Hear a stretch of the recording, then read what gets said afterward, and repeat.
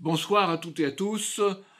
Veuillez bien m'excuser d'être un peu en retard ce soir, mais j'espère pouvoir vous présenter, pour que vous en tiriez les conséquences, tout ce qui nous attend dans le monde qui vient.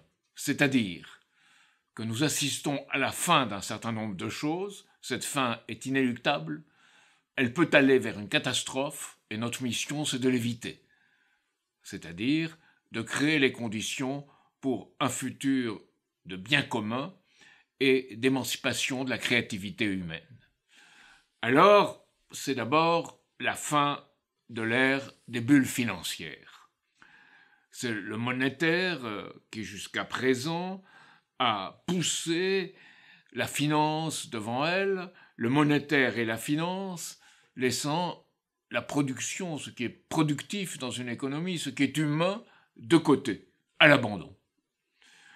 Cela ne peut plus marcher. La Réserve fédérale américaine a imprimé plus de dollars en 2 ans que pendant toute son histoire, sans créer de production physique vis-à-vis de cette création de monnaie, ou de création dans le secteur social correspondant.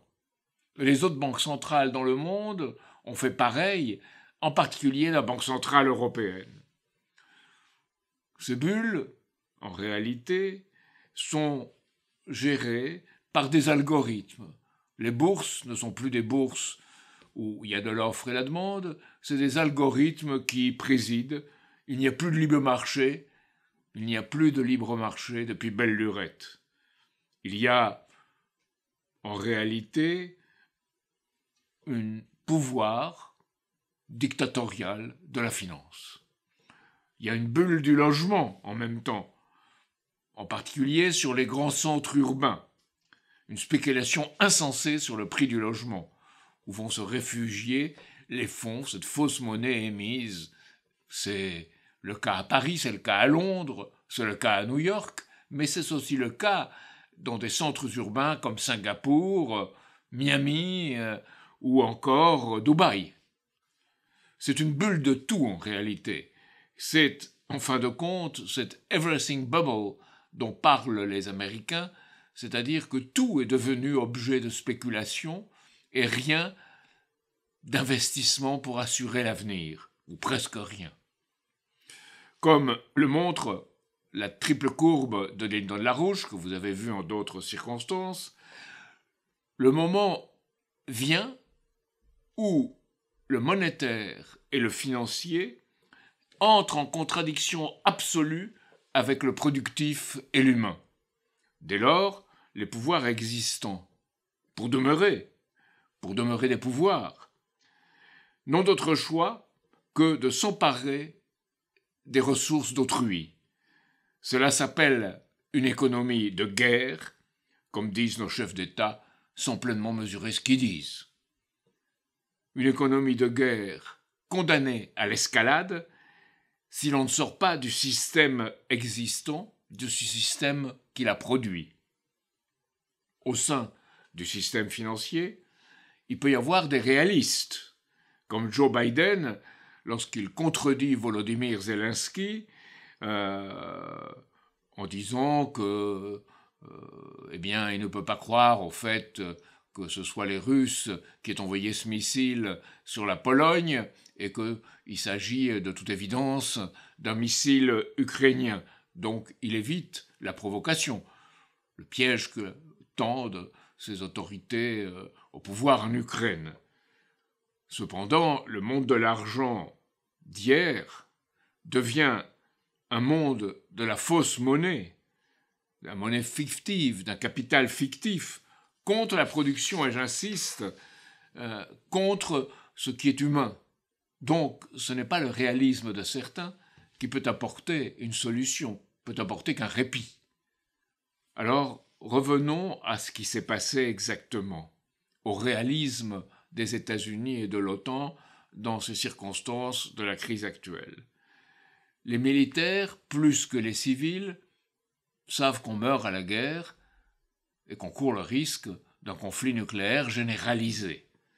Donc, ils manifestent plus de réalisme que les hommes d'État font en sorte que les hommes d'État, comme Joe Biden dans ces circonstances, ne poussent pas aux conséquences ultimes leur plan et leur absence de vision. Preuve sont de ce réalisme des militaires 3 déclarations du général Mark Milley, qui est le chef d'état-major des armées américaines. Premièrement, il a confirmé les évaluations de pertes ukrainiennes, ce crime qui a été commis contre le peuple ukrainien, 100 000 morts de ceux qui ont poussé l'Ukraine vers cette guerre. 100 000 morts. C'était l'évaluation des Russes, le général Milley l'a confirmé. C'est très, disons, révélateur. Deuxièmement, il a dit que les Ukrainiens devraient négocier dans les circonstances actuelles. Et ils voient bien, ces militaires voient bien, qu'il n'y a pas d'autre choix que la négociation, ou bien une guerre qui continue, et qui bientôt ne sera plus par personne interposée, en sacrifiant le peuple ukrainien, mais qui sera une guerre avec un affrontement entre l'OTAN et la Russie qui peut conduire au pire.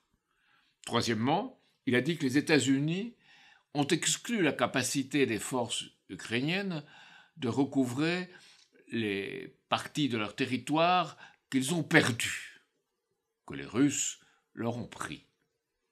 Alors, évidemment, cela veut dire que l'on s'achemine vers, disons, un accord. Mais aucune des conditions n'est réunie de cet accord tant que la question du futur de l'Ukraine, dont il faut un plan très rapidement de reconstruction et de développement, et tant que la priorité financière demeure. Et je veux beaucoup insister ce soir sur cela, parce que être contre la guerre, c'est bien, mais cela ne suffit pas du tout.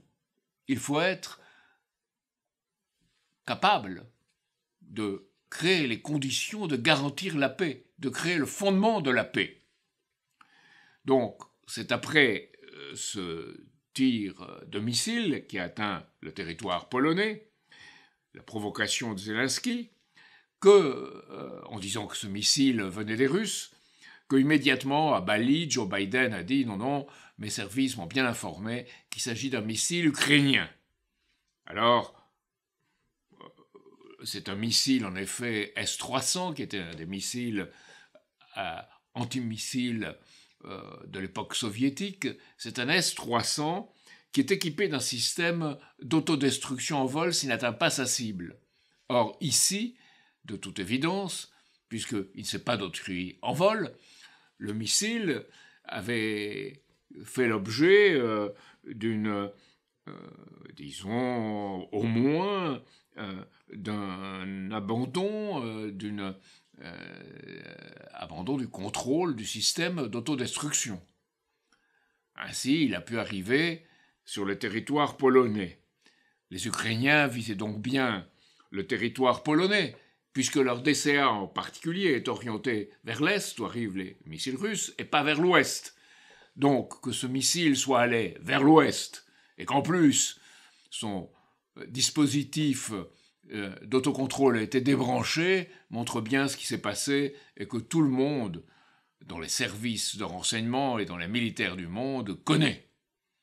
Donc, coincé, Zelensky s'est une fois de plus déconsidéré, en affirmant qu'il n'était pas en mesure de dire exactement de ce qui s'était passé, mais qu'il était certain qu'il s'agissait d'un missile russe.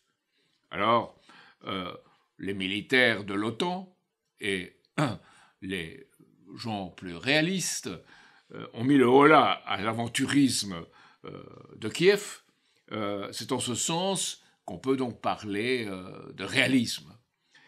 C'est bien entendu, et je le souligne encore, pas suffisant pour changer l'ordre des choses, la prépondérance de l'oligarchie financière qui est portée vers la guerre et avance vers cette guerre en somnambule puisqu'elle ne considère pas la réalité. Elle est dans le virtuel. Dans le virtuel est le pouvoir qu'assure sa manipulation du virtuel. C'est la fin aussi, comme je dis, c'est la fin de l'ère des bulles, c'est la fin aussi de l'espoir qu'au sein du système international actuel, le numérique et l'intelligence artificielle puissent devenir des instruments de libération, d'émancipation humaine et de libération des tâches répétitives que nous accomplissons pour que nous puissions être entièrement disposés, entièrement prêts à exercer des tâches qui soient humaines, qui soient créatrices. En fait, ce qui arrive, c'est que cette capacité que pourraient nous donner ces instruments de communication, cette intelligence artificielle, n'est pas du tout utilisée dans ce sens. Ce qui arrive en fait, c'est trois choses. Les instruments des GAFAM, Google, Apple, Facebook, Amazon et Microsoft et les autres, ceux du numérique en général, sont associés à l'oligarchie financière, permettant de contrôler les marchés, les bourses, avec leurs algorithmes, opérant avec le trading de haute fréquence, favorisant entièrement les spéculations à l'échelle de la microseconde, permettant de spéculer et de créer l'occasion 8 fois sur 10, 9 fois sur 10 de gagner. Donc il ne s'agit plus d'une compétition qui soit libre et non faussée, mais quelque chose d'entièrement faussé, et faussé par principe.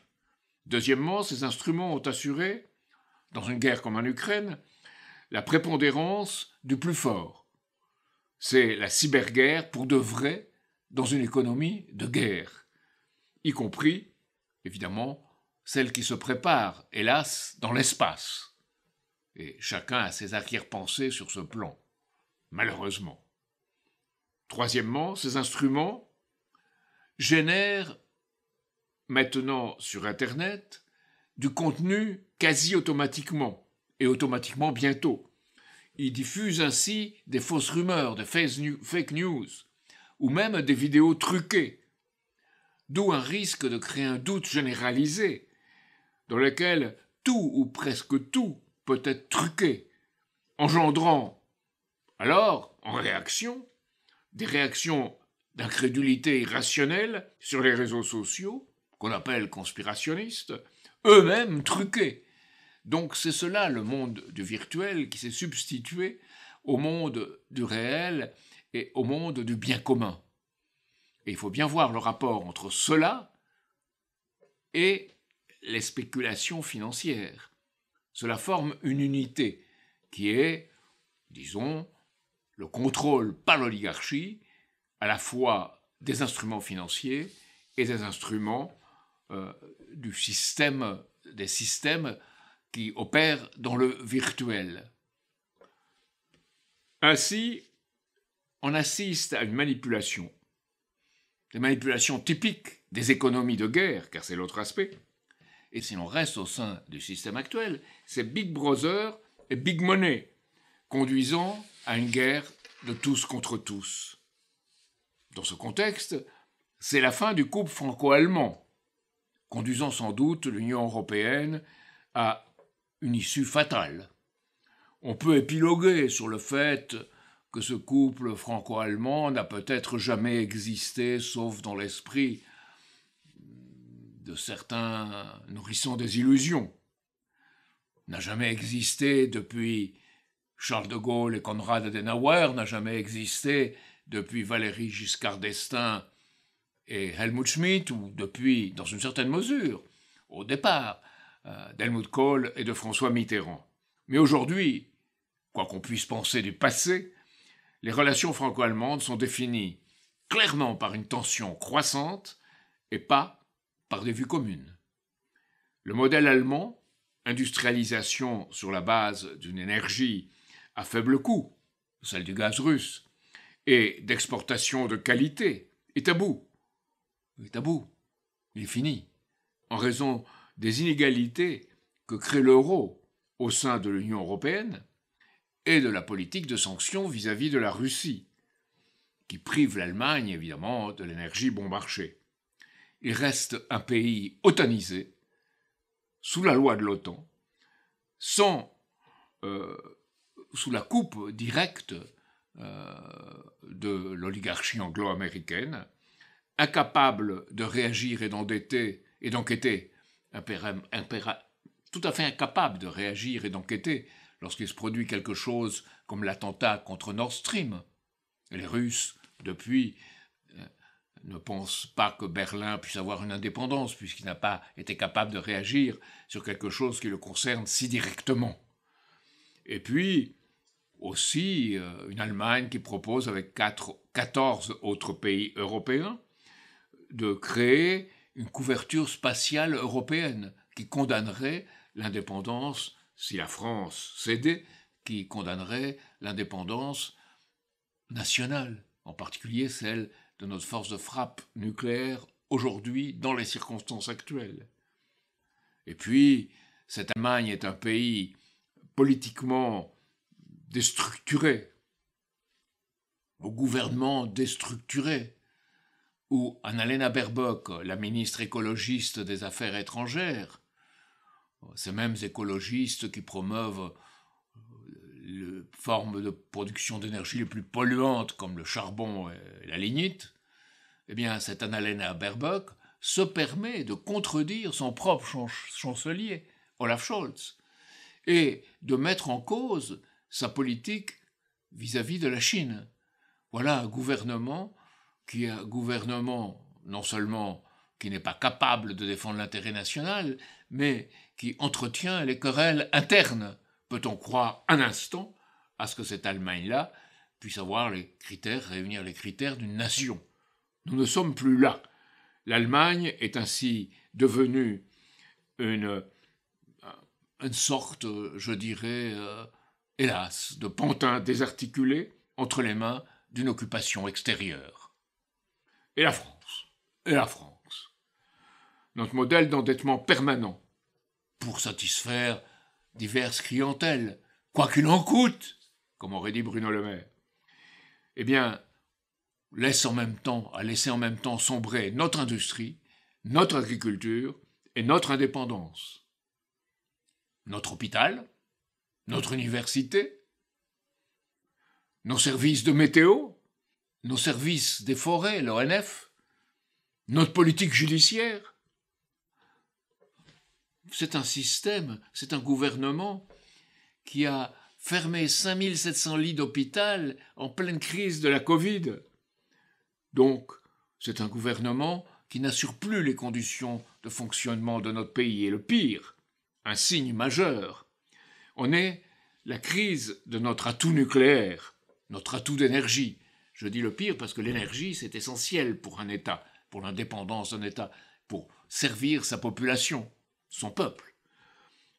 Faute de maintenance, voilà notre nucléaire qui est dans une situation où 26 réacteurs ont dû être arrêtés, et évidemment, le réacteur du futur, l'EPR, eh bien, on a voulu lui imposer des critères financiers, alors qu'il faudrait avoir eu une vision à long terme.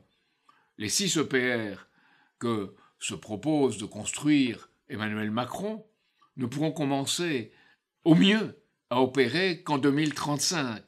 La question qui se pose étant, que fera-t-on pour qu'ils puissent opérer mieux que Flamanville?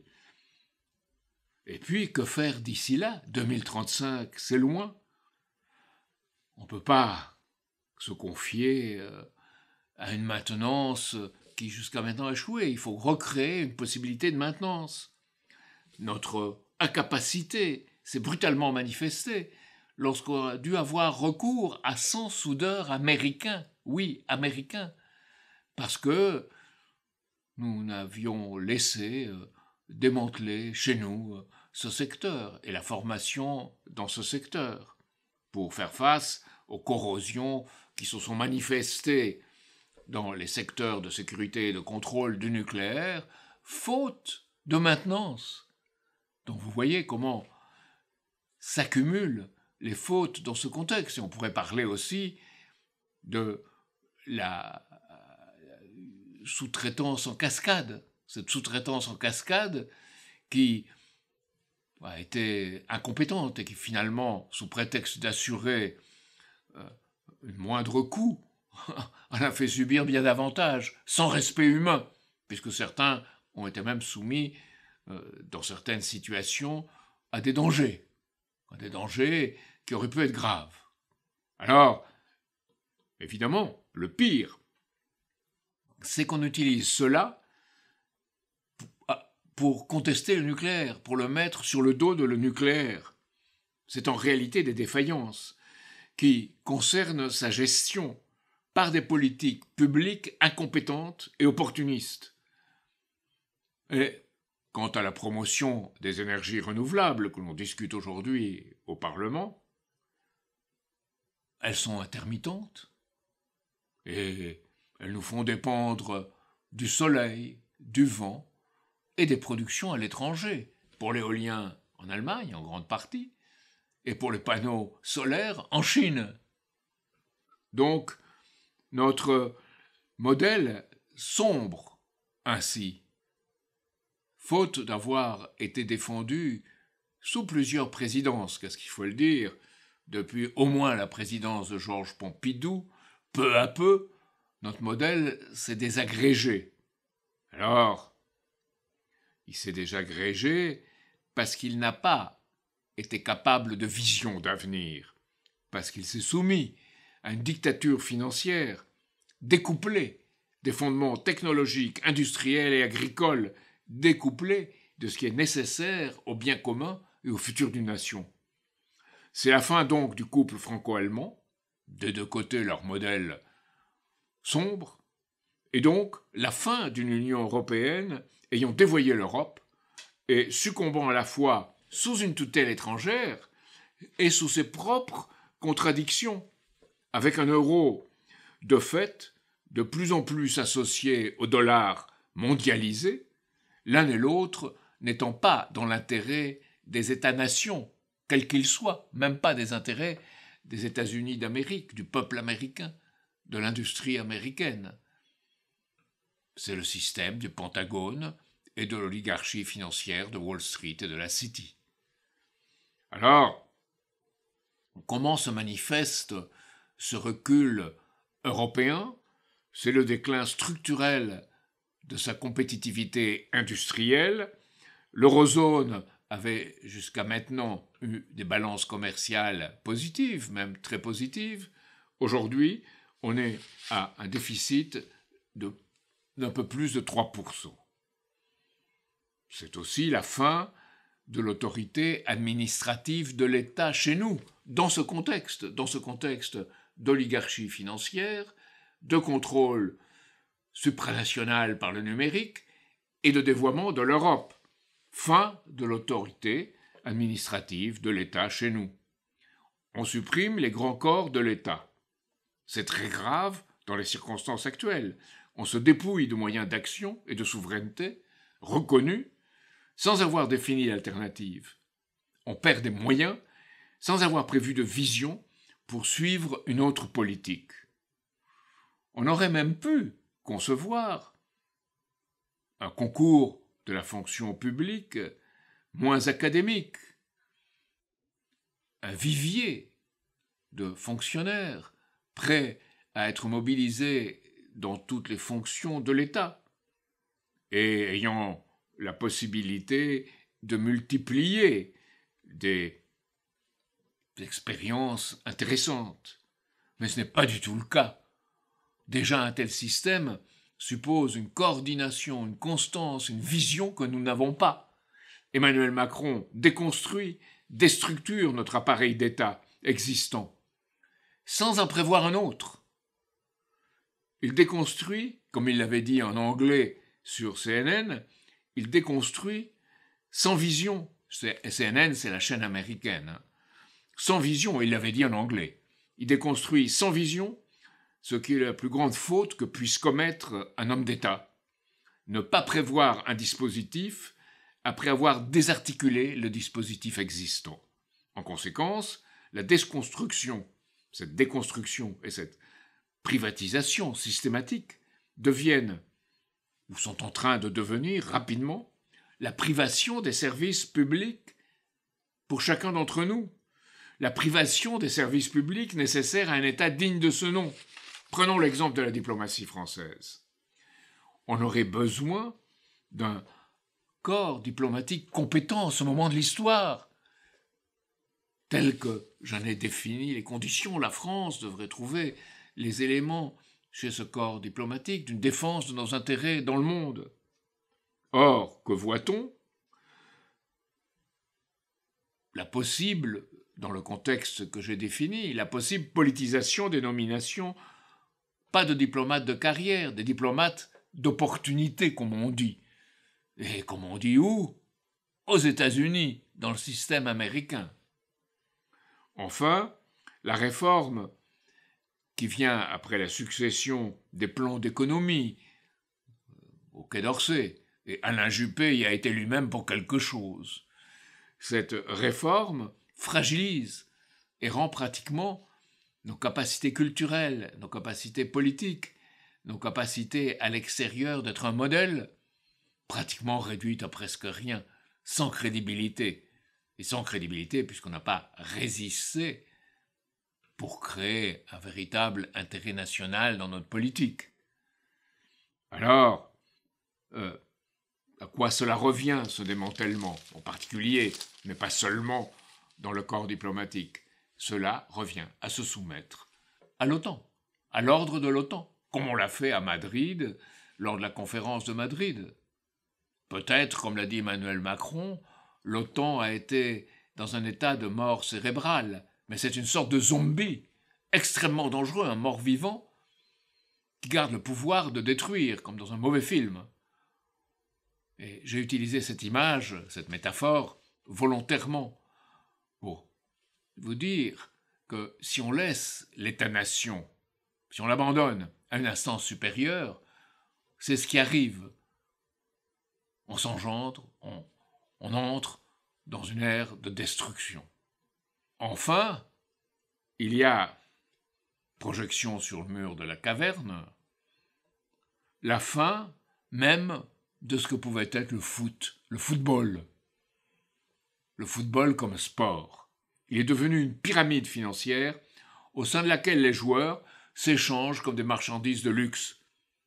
Emmanuel Macron, en prétendant que le sport doit être séparé de la politique, alors qu'il parle lui-même sur les enceintes sportives, sur les tribunes des clubs, sur les tribunes du spectacle, Emmanuel Macron se voit contredit, heureusement, par les membres de l'équipe iranienne de football qui refusent de changer l'hymne national. Mais dans le contexte actuel, eux-mêmes rentrent ainsi dans la société du spectacle.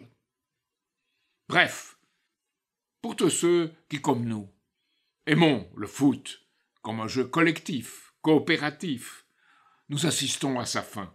Sur les écrans du monde, c'est le règne de l'argent, et sur les terrains de nos banlieues, ce sont des affrontements parfois physiques autour des matchs de foot, parce qu'il n'y a plus d'espérance, il n'y a plus de sens qu'on est en train de faire quelque chose d'heureux ensemble, bien que les équipes soient opposées. Alors que la Coupe du Monde, elle, se déroule dans des stades climatisés en plein désert, et parfois même on fait fonctionner la climatisation alors que on a ouvert le toit des enceintes parce qu'il fait 23 degrés dehors. Donc la climatisation l'amène à 20 degrés dedans. C'est ridicule, c'est grotesque. Et on voit apparaître de faux spectateurs, de faux supporters payés, et des travailleurs, surtout des travailleurs, qui ont été traités comme des bêtes de somme, avec des milliers de morts, pour que les stades soient livrés à temps. Tout cela sur un fond de corruption généralisée. Et je mentionnais cet exemple du football parce qu'il est, en tant que reflet sur le mur de la caverne, je dirais, reflet des choses, extrêmement significatif pour beaucoup de gens qui ne comprennent pas ce qui arrive. Et là, vous pouvez le comprendre si vous le voyez dans le contexte de ce que je viens de définir auparavant.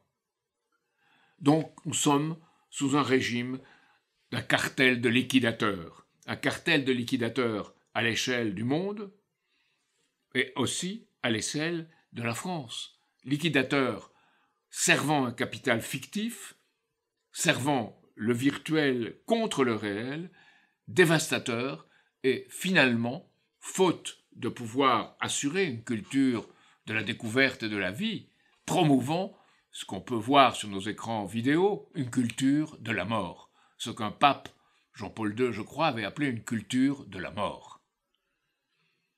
Eux détruisent le monde pour sauver leur pouvoir. Sont-ils devenus fous? Oui, ils sont fous de leur pouvoir, qui est leur identité même. Ils sont identitaires de leur pouvoir. Un pouvoir qui, pour être conservé, exige l'humiliation, la destruction de l'autre, jusqu'au point de se détruire lui-même ce pouvoir, car il est par essence nihiliste, il n'a pas de valeur. Contre ce cartel de liquidateurs, notre mission en France et dans le monde, et je reviens à ce que je disais au début, est d'engendrer une alliance de bâtisseurs. Dans le monde, un nouvel ordre économique, monétaire, culturel et social, gagnant-gagnant, pour un développement mutuel. Et chez nous, un bloc populaire en répondant au défi de retrouver notre capacité créatrice de notre pays, d'offrir à chacun l'éducation qui permette de développer cette capacité créatrice, et non d'élaborer des compétences pour s'insérer dans un système dont le fonctionnement est condamné. Il s'agit de rétablir des pouvoirs créateurs pour être dans un système, celui du futur, où il n'y aura pas un emploi fixe, il y aura une capacité créatrice qui pourra s'incorporer dans des emplois changeants. Cela est le futur. Et c'est cela que nous ne faisons pas. Et que nous ne faisons certainement pas pour le plus grand nombre, dans un enseignement qui est devenu le plus inégalitaire de notre histoire, au moins depuis 1945. Ce que l'on peut appeler un nouveau paradigme, ou mieux, le salut face à une crise de civilisation. C'est le rôle de notre parti, Solidarité et Progrès, en France, et de l'Institut Schiller, notre association internationale, qui est d'en proposer les grandes lignes, d'ouvrir le jeu pour sortir de la règle du jeu actuel, et d'organiser progressivement, difficilement, mais nécessairement, car c'est indispensable, les conditions d'un nouveau monde, d'un moment de l'histoire où les chaînes des systèmes et des idéologies coloniales et impériales sont rompues. Alors cela veut dire revenir à l'esprit de Bandung, cet esprit des pays non alignés qui fut exprimé entre le 5 avril et le 2 mai 1955. Je veux en retenir 4 des 10 principes de Bandung. Après les 5 principes de la coexistence pacifique, il y a eu les principes de Bandung. Je veux en retenir 4. Le premier, c'est le respect des droits humains fondamentaux en conformité avec les buts et les principes de la Charte des Nations Unies. Et non la responsabilité autoproclamée de protéger la démocratie, proclamée évidemment par ceux qui ne la respectent pas. Je veux dire, les pays occidentaux qui ont, en particulier les États-Unis, qui se sont livrés à des guerres incessantes depuis Lyndon Johnson aux États-Unis, c'est-à-dire depuis la mort de Kennedy. Deuxième principe, la souveraineté et l'intégrité territoriale de toutes les nations du monde, sans exception. Quatrième principe, c'est la non-interposition, non-ingérence dans les affaires étrangères et dans les affaires intérieures de tout pays. Donc, c'est une règle de non-ingérence. Et enfin, un 8e principe, qui est le règlement de tous les conflits internationaux par des moyens pacifiques. Alors, aujourd'hui, avec cet esprit de Bandung, il faut aller plus loin. Et ce que nous proposons, et je vais le dire très rapidement, comme moyen de réflexion, moyen de dialogue dans le monde, avec des systèmes qui ne sont pas les mêmes, mais qui doivent retrouver ce qui peut unir dans la diversité. Ces principes sont d'abord la souveraineté, que tout État-nation doit être souverain, comme le respect de chaque individu, de la souveraineté de chaque individu, doit l'être aussi. C'est la souveraineté qui est le premier des droits de l'homme, la souveraineté qui s'exprime par la capacité individuelle et collective d'être respectée. Ensuite, prouvant cette idée de souveraineté, c'est l'éradication de la pauvreté. C'est-à-dire qu'on dise, il n'y a plus de pauvreté, elle ne peut plus exister. Déjà, dans la tradition judéo-chrétienne, on disait qu'il y avait des droits élémentaires qui étaient l'alimentation, qui était pouvoir se vêtir et avoir un toit. Eh bien, ce minimum, nous devons le retrouver aujourd'hui dans chaque nation. Et les nations doivent s'associer entre elles pour le permettre. Le troisième principe, c'est la santé. C'est l'espérance de vie. Une vie doit être prolongée parce que chacun a ses capacités créatrices qui doivent s'exprimer pour le bien commun. Et c'est cet effort commun qui définit la nation, qui définit la souveraineté dont nous avons parlé. Il y a aussi l'éducation pour tous, qui doit assurer la participation dans les affaires publiques de tous. Pas un système électoral le plus souvent dévoyé, comme on peut le voir aux États-Unis par les démocrates et aussi par les républicains, comme on peut le voir en France, sous contrainte financière, comme dans la dernière bande dessinée, ces très chers élus qui vient d'être publiée.